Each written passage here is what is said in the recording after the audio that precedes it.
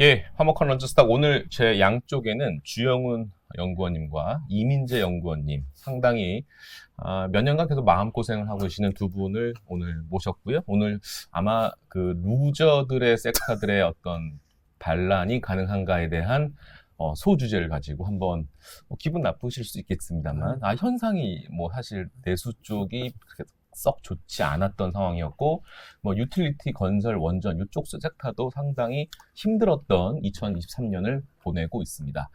자, 혹자는 이런 말을 합니다. 계속 돌다리를 두들겨 봐야 된다라고 얘기를 하고 있고 지금이 만약에 바닥이라고 생각한다면 지금이 오히려 역발상 전략 기회라고 인식할 수도 있지 않을까라는 자, 조심스러운 2024년 전망이라고 생각할 수 있을 것 같습니다.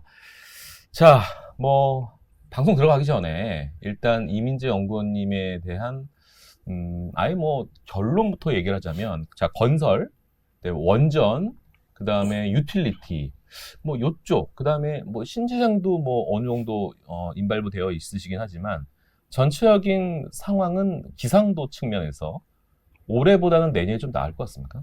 네, 건설 빼고는 그럴 것 같습니다. 건설 빼군요. 차트 보여주세요. 이게 HDC 현대산업개발이고 뭐 상당히 힘든 상황 이벤트가 좀 있었고 쭉 기다가 뭐 여기서는 뭐 지하 테스트를 한번 더 해보죠. 뭐 지하 3층, 지하 4층도 있어. 막 이러다가 공포감이 상당히 극도로 강했던 그런 상황에서 이렇게 드라마틱하게 올라오는 흐름들 상당히 좀 시클리컬 업종 중에 참 좀 이해가 안 되는 부분도 있습니다. 뭐 대우건설도 뭐 이 정도는 아니지만 어느 정도 다시 가격대는 회복하고 있고요.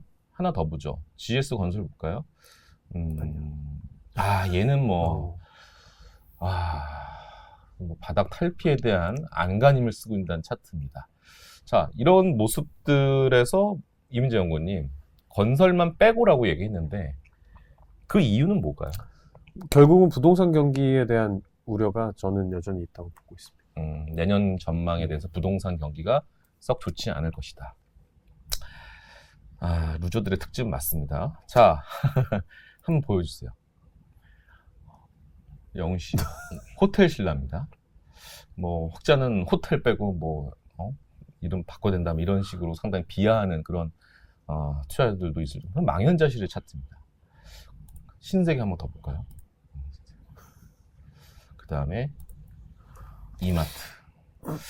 자, 이런 부분들에 대해서 일단 기상도를 또 여쭤본다면 화면 바꿔주시죠.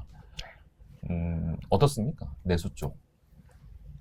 내수, 유통, 그 다음에 음식료까지 한번 여쭤볼 건데 일단 커버리지 하는 섹터 중에 기상도를 좀 말씀 주신다면. 저희는 그러니까 사실 내수 데이터만 놓고 보면 지금이 나쁘진 않아요. 나쁘진 않은데 예. 유통 같은 경우는 별로 안 좋게 보고요. 왜냐하면 이게 워낙에 좀 자회사들이 많은데 사고가 좀 나고 있습니다. 그 옆에도 좀 계시지만 네. 이번에도 이마트가 사실 할인점 실적 좋았거든요. 근데 이제 신세 건설에서 뭐 500억씩 사고가 터지고 약간 이런 모습들 때문에 이제 유통은 전체적으로 본업은 올라오는데 아직 조금 시간이 필요할 것 같다라는 결론이고 음식료는 지금 좋은 것 같습니다. 이거는 약간 이제 물반 고기반 일단 어닝 너무 강하고 밸류에이션도 좋다고 생각하고 있습니다. 연구원님, 음식료라고 하면은 제가 일단 CJ 제일제당에 해당될 수 있죠? 네. 이런 쪽이고, 나쁘지 않네요, 흐름이. 하나 더 보죠. 지금 뭐 하이트 진로나 뭐 롯데 칠성 이런 것들. 롯데 칠성도 제법 조금씩 올라오고 있는 모습들이고. 요건 안 돼요, 요거는. 이것도 뭐 그쵸? 나쁘지 않습니다. 예. KTNG. 네. 거의 지금 한국전력이랑 시총이 거의 비등비등하죠. 한 12조 되나요? 네. 이민재 연구원님 계속 이거 물어봐야 되겠다. 한국전력. 제가 아마 이 시점이었던 것 같은데, 이 수급도 보면은, 이거 투신권이 그냥 쓸어 담았어요. 최근에 외국인들 들어오고, 제가 이민재 연구한테 전화해서 물어봤죠. 야, 이제 유틸리티 언젠가 한번 맞출 때가 한번 맞출 건데, 지금이 맞출 때다. 개인적인 생각을 했는데, 돌다리도 두들겨 봐야 되고, 내년 총선까지 쉽지 않지 않겠느냐. 왜냐하면 또 민생에 대한 여론도 좀 신경을 써야 되는 부분인데 전기료 인상이 상당히 민감한 부분 아니겠습니까? 그래서 어쨌든 이민재 연구원이 한번 자료 보여줄까요? 그래서 레포트 제목이 이거네요. 23일 날 바로 반성의 레포트를 쓰고 예. 지금이다 라는 생각을 했죠. 여러분, 그 대한민국의 기업들 그 실적을 내년 전망을 할 때 항상 그 퀀트쟁이들이나 아니면 투자 전략 하시는 분들이 항상 한국전력 실적에 대한 개선점을 항상 물어봅니다. 한 10조 정도 개선되죠? 이렇게 물어봅니다. 이민재 연구원님, 10조 정도 개선이 될 가능성이 있다라면 지금 주가 사야 되는 거 아니에요? 아, 사야 된다고 생각합니다. 그렇죠. 네. 이 북밸류도 상당히 탄탄한 회사 아니겠습니까? 아, 맞습니다. 물론 국민들 허리는 좀 휠 수 있겠지만 한국전력 차트 주봉 한번 월봉 볼까요? 월봉 이렇습니다. 저희 2013년 보이시죠? 네. 저 때랑 지금 비슷한 상황이라고 보고 있습니다. 그렇다고 저런 상황이 13, 14년 나올 수가 있을까 싶긴 한데 나올 가능성이 높다고 보고 있고요. 예. 일단은 올해 영업이익은 뭐 5조 적자 5조 보고 적자. 있습니다. 네, 그래서 네, 30조 정도 좋아지는데 레포트 한번 보이시면 예. 내년은 영업이익 8조, 그다음에 내후년은 10조 이상 이렇게 보고 있어요. 물론 유가라는 변수가 여전히 있습니다만 네. 유가 80불 가정해도 이 정도가 가능하고 사실 가장 큰 거는 결국은 한전이 이익을 내야지 네. 뭐 한전법상 어떤 사채 발행 한도에 대한 이슈라던가 그다음에 회사 시장에서 미치는 영향 이런 것도 생각했을 땐 한전의 이익은 좀 빠르게 개선돼야 될 필요가 있는 거는 분명한 것 같습니다. 이 차트 한번 보여주면요. 이게 정말 뭐 거의 뭐 한 10개월을 쭉 그냥 플랫하게 행보하고 있는 한국가스공사도 있거든요. 요거는 주가 상승 트리거가 뭐가 있을까요? 결국 이것도 같은 도시가스 요금 인상일 것 같고요. 그렇죠. 근데 일단 동절기가 껴있기 때문에 요금 인상을 하고 도시가스 요금 고지서를 받으면 이거는 또 반대 뭐 이슈가 항상 될 수 있기 때문에 일단은 동절기를 지나고 나면은 요금 인상을 시도할 거고요. 이제 그랬을 때 미수금 회수되는 거 보이면 네. 한전이랑 똑같은 움직임 보일 가능성이 있다고 저는 보고 있습니다. 다만 이제 선호도상에서는 한전이 더 낫다라고 보고 있고요. 그 KTNG 잠깐 뭐 오늘 주인공은 아니지만 살짝 좀 코멘트 부탁하면 요게 이제 수급상은 뭐 특별한 건 없네요. KTNG냐 한국전력이냐 지금 말씀만 들어보면 거의 내년은 거의 KTNG보다는 한국전력이 시총을 역전할 가능성이 더 확률이 높은 그런 상황인데 KTNG를 보유하시는 분들이 상당히 많습니다. 왜냐하면 이 또 고배당 관련돼서 배당 관련돼서도 항상 투자자들이 11월, 12월에 관심 갖는 종목 중에 하나거든요. 근데 이제 슬슬 올라오고 있어요. 영시 내년 이것도 월봉 보면은 뭐 요런 상황이 있거든요. 탄탄하죠. 그렇죠? 그래서 전고점이 얼마 안 남았는데 13만 9천 원 정도가 전고점인데 가능할까요? 네, KTNG 같은 경우는 사실 이제 일발역전이 가능한 변수가 하나 있습니다. 그러니까 이게 이제 흡연자분들한테는 좀 안 좋은 소식이긴 한데 뭐 최근에 뉴스 보면은 담뱃값 얘기들이 슬슬 다시 나오고 있죠. 그래서 요게 이제 보시면 2015년도에 올리고 내년이면 10년입니다. 그래서 보통 사실 10년이면 강산도 변하는데 이제 오를 수도 있다는 거죠. 그러니까 물론 이거는 약간 이제 좀 민감한 부분이라 네. 뭐 시점이다 뭐다를 그렇죠. 저희가 정하는 것도 아니고 좀 이제 변수들이 좀 남아 있지만 이제 어쨌든 이제 안 오른 지 10년이 되다 보니까 뭐 이거에 대한 이제 얘기들이 좀 나오고 있는 상황이어서 만약에 이게 이루어지면 뭐 좋은 모습. 설마 뭐 한 7, 8천 원 이런 식으로 올리는 건 아니겠죠?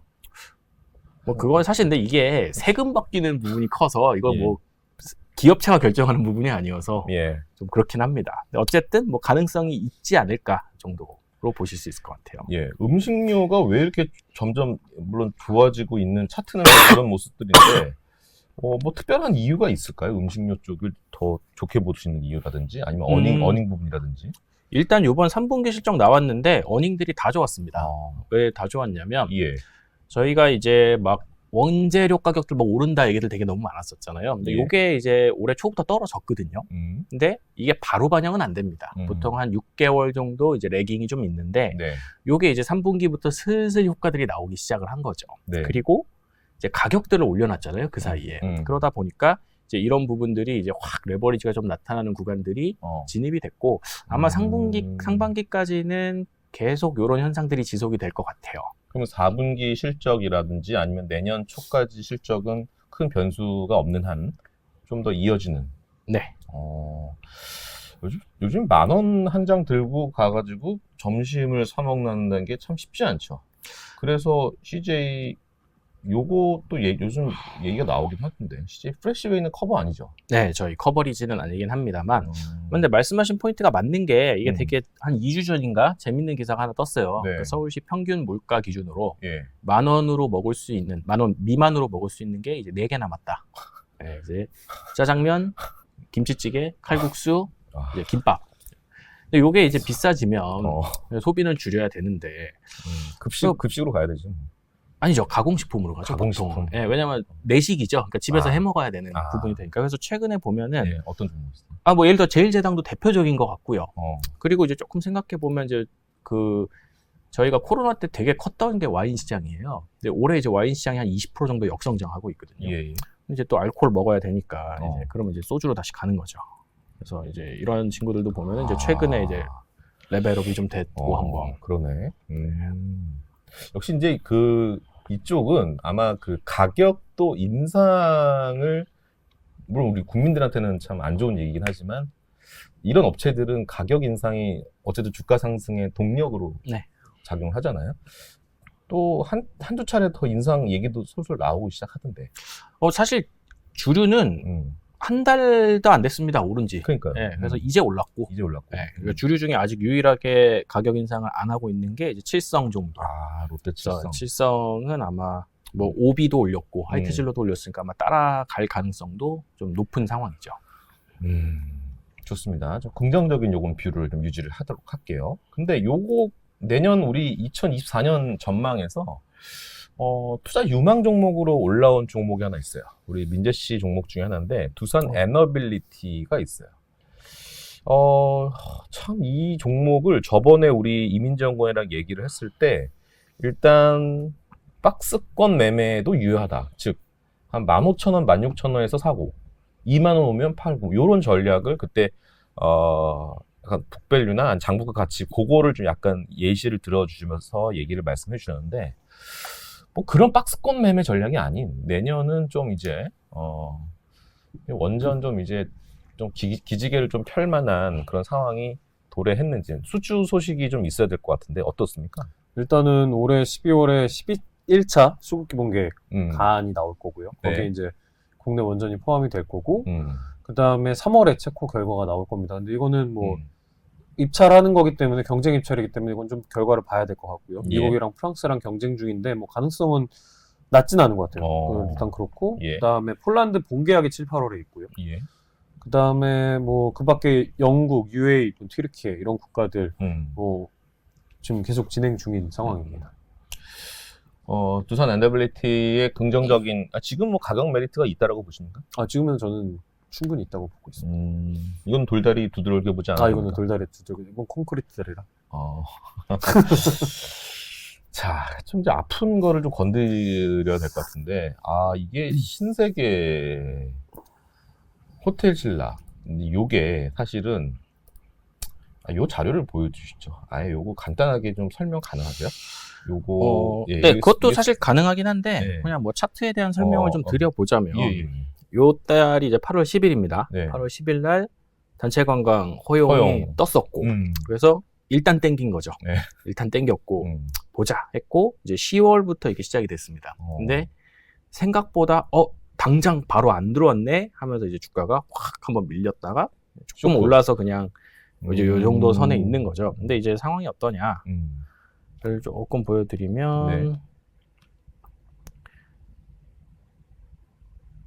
요 정도라고 보시면 돼요. 이게 이제 여객 회복률, 이제 19년과 비교한 여객 회복률인데, 이제 뭐 전체 평균은 한 78% 정도 나옵니다. 그리고 뭐 미국, 일본은 100%대가 넘었고요, 이미. 그래서 다 리커버리가 됐는데, 중국이 아직 50%대라는 거죠. 근데 이거는 사실 좀 당연한 부분일 수가 있는 게, 이게 중국 노선이 본격화된 게 이제 4월입니다. 그래서 아직 여객 편수부터 시작해서 뭐 이런 부분들이 아직 좀 리커버리가 안 됐는데, 아무래도 이제 주가는 요새 선반영 한번 쫙 하고 이런 부분들이 있어서 일단 이때 올릴 때는 일단 모르겠고 10월부터 당장 뭐 100% 지키지 않을까. 약간 이런 기대감들이 좀 있었던 것 같아요. 근데 이제 저는 여기서 어쨌든 뭐 그건 그거고 투자 판단을 해보자라고 치면 사실 이제 여기서 이제 발표가 돼서 오른 거잖아요, 주가가. 근데 지금 주가를 보면 이제 그때보다 밑으로 갔습니다. 그러면 이제 그게 저희가 기대만큼 안 올 수 있죠. 100명을 기대했는데 50이 올 수도 있고 30이 올 수도 있는데 어쨌든 이때보다 비교하면 30이라도 온 거잖아요. 그렇게 가정을 했을 때는 추정치 기준으로 보면은 이때보다는 지금 기준으로 봤을 때가 내년도가 더 밝은 상황인 거는 맞기 때문에 뭐 일시적으로 지금 뭐 센티 안 좋은 거 인정합니다만 사실 숫자적으로 봤을 때는 저는 이제는 지금은 언더슈팅 구간이라고 좀 생각을 하는 거죠. 그래서 지금은 편하게 갈 수 있다. 다만 저희가 이때의 사례에서도 좀 느꼈지만 막 오를 때는 진짜 막 숫자가 엄청 좋아지고 그럴 때 오를 거예요. 근데 이럴 때 이제 막 우리가 불타고 막 이러기보다는 오히려 이제 이럴 때 모아뒀다가 이게 면세점이 이제 주가 스윙이 항상 크거든요. 위로도 한 30-40% 쉽게 가고 밑으로도 30-40% 쉽게 가기 때문에 이럴 때 모았다가 이제 오를 때 조금씩 또 차익 실현하고 이런 것들을 좀 반복하시면 어떨까 생각을 하고 있습니다. 예. 약간 좀 오버 언더 슈팅 구간이기 때문에 이 말 즉슨 그래도 단기 바닥권이다라고 볼 수 있기 때문에 지금에서는 크게 하락폭은 제한적이고 윗 상단이 좀 더 룸이 좀 있는 그 구간으로 좀 이해를 하셔도 될 것 같습니다. 자, 계속 듣다 보니까 진짜 루저들의 특집이 맞긴 맞아요. 맞긴 맞는데 참 힘드시죠, 두 분. 네. 힘들죠. 힘든데 뭐 어떻게 하겠습니까? 이 섹터 애널이 기업 분석부의 애널들은 상당히 좀 뭐랄까 주가 오르면 오르는 거에 대한 이유, 그다음에 빠지는 거는 빠진 거에 대한 이유를 명확하게 또 파악을 하셔서 우리 고객분들에게 정확한 팩트 전달을 해야 되는데 최근에 이 애널 그 마인드 말고 이 펀드 매니저들의 생각은 어떨런지가 사실 좀 궁금하거든요. 우리 투자자들 마음은 제가 하나씩 다 알 수는 없기 때문에 우리 또 여의도 일대 그 매니저들 생각은 어떤지 좀 살짝 좀 간접적으로 전해 들을 수 있을까요? 어떤 생각을 갖고 계시는지. 어떤 거예요? 힘들다. 아니 이 섹터에 대한 당신들이 커버하는 섹터들에 대해서 어떻게 좀 생각을 갖고 계신지. 일단 뭐 유틸리티는 이제 좀 재밌을 것 같다. 네. 봐야 될 것 같다. 바쁠 것 같다. 뭐 얘기를 좀 많이 해주고요. 예. 그다음에 뭐 원전은 도대체 언제 나오냐, 네 말이 언제 되는 거냐, 그래서 기다려라. 이제 그런 얘기를 많이 하고요. 올해 내년은 다르다. 건설은 이제 뭐 다들 저랑 비슷한 생각인 것 같아요. 왜 오를까? 확실히 뭐 여러 가지 영향들이 있는 것 같은데 하필 현산과 GS가 오른다. 그런 거에 대해서 약간 좀 뭐 공매도 금지나 이런 영향들도 분명히 있었던 것 같고요. 건설주는 확실히 지금 톤이 좀 다운되어 있어요. 그거는 좀 참고하셔도 될 것 같고, 약간 느낌은 약간 오버슈팅 느낌이 좀 있거든요. 그거는 좀 투자에 좀 참고를 하셔야 되지 않을까 싶고요. 영호 씨, 워낙 커버리지 하신 게 많으셔서 어떻습니까, 요즘? 일단은 사실 유통에 대해서는 일단 지금 경기를 되게 안 좋게들 생각하니까 예. 기본적으로 좀 톤이 좋을 수는 없을 것 같고, 네. 근데 이제 이 중국주 같은 경우는 어쨌든 이제 말씀드린 것처럼 이게 스윙이 좀 있다 보니까 그 트레이딩을 좀 바닥을 좀 잘 잡아보자 이 정도인 느낌인 것 같아요. 네. 그리고 지금 음식료는 좀 확실히 다들 지금 3분기 이후로 좀 많이 채워가자 확신이 좀 많이들 있는 것 같습니다. 그래서 이거를 좀 이렇게 좀 설명을 드리는데 그 내년도에 좀 확실히 좋아지는 산업군이 어딨냐, 증익이 나오는 섹터가 어딨냐에 대해서 사실 이게 좀 뚜렷하게 지금 답이 안 나와요. 그래서 지금 다른 섹터들 봐도 지금 뭐 주도 섹터가 딱히 안 나오는 영향도 거기 있다고 보는데, 음식료가 아까 말씀드렸던 일단 가격은 계속 올리고 있죠. 그리고 수요도 이제 외식 못하니까 이제 집에서 먹고 있고, 그리고 이제 코스트 좀 떨어지니까 일단 저희가 엄청난 성장이 나온다는 아니지만 사실 개별 기업 단으로 갔을 때도 내년도에 감익이 날 걸로 걱정되는 기업이 하나도 없어요. 약간 이런 상황이 되다 보니까 일단 이제 안정성 측면에서는 확실히 음식료 쪽은 좀 비중 확대 톤이 많은 것 같습니다. 네. 이들 업체들이 뭐 2,500원 하던 거 동결한 상태에서 함량을 250g 넣어주던 거 200g으로 넣을 수도 있거든요. 어쨌든 소비자들 입장에서는 이럴 수 있겠지만 기업단에서는 좀 이익 개선하는 측면으로도 이해할 수 있기 때문에 그건 약간 관점이 좀 다릅니다. 주식하는 입장에서는. 자, 내일은 계속 이 분위기를 좀 이어가서 오늘 영상 보시고 다음 편 영상에서는 지금 이제 미국 시장이 계속 지금 강한 모습을 나타내고 있거든요. 그래서 미국 시장에 대해서 어떻게 보시는지 전략 하나랑 하나 더 특별 편집을 특별 부록을 좀 심은 게 뭐냐면, 이제 우리 점포에 가시면 이렇게 PB들이 이제 주식 운용에 대해서 어떤 그 툴을 좀 이용하시냐면 여러 가지가 있겠지만 내일 다음번 모실 이분은 약간 그 퀀트에 의한 탑다운이 아니라 바텀업에 의해서 이제 운용을 일부 하고 또 일부는 뭐 채권이라든지 아니면 달러라든지 아니면 금이라든지 뭐 이런 식으로 약간 해지 자산을 좀 이렇게 편입을 해서 이렇게 운용을 하시는 좀 괜찮은 NH의 뭐 피터 린치라고 할 수 있는 아주 강한 PB를 또 모셔가지고 얘기 한번 해보려고 합니다. 이분은 이분의 어떤 그 툴에 의하면 어떤 섹터와 어떤 종목에서 어닝 개선되는 것들이 보여지는지를 보여드리고 말씀드릴 테니까 참고하시고 다음번 영상에서도 꼭 많은 시청을 바라도록 하겠습니다. 오늘 좀 분위기가 좀 무겁긴 합니다. 왜냐하면 뭐 로봇 섹터나 뭐 AI 섹터나 뭐 HBM 이쪽 섹터에 대한 어떤 올해 시장을 주도했던 그런 영역 섹터가 아니다 보니까 아마 이쪽 주도 섹터, 성장 섹터가 아닌 그런 나머지 기업 분석 섹터 애널들은 상당히 분위기가 좀 이렇게 좀 가라앉고 좀 침착한 분위기입니다. 그런데 조금 다행인 것은 내년 일단 적어도 상반기까지 전망을 봤을 때는 올해 이런 어두운 분위기보다는 조금 개선되는 그런 상황이 있다 보니까 주가 측면에서도 좀 반영되지 않을까라는 생각도 합니다. 이렇게 마무리를 해도 되겠죠? 네. 네, 오늘 투자 포텐 영상은 여기서 마무리하겠습니다. 감사합니다.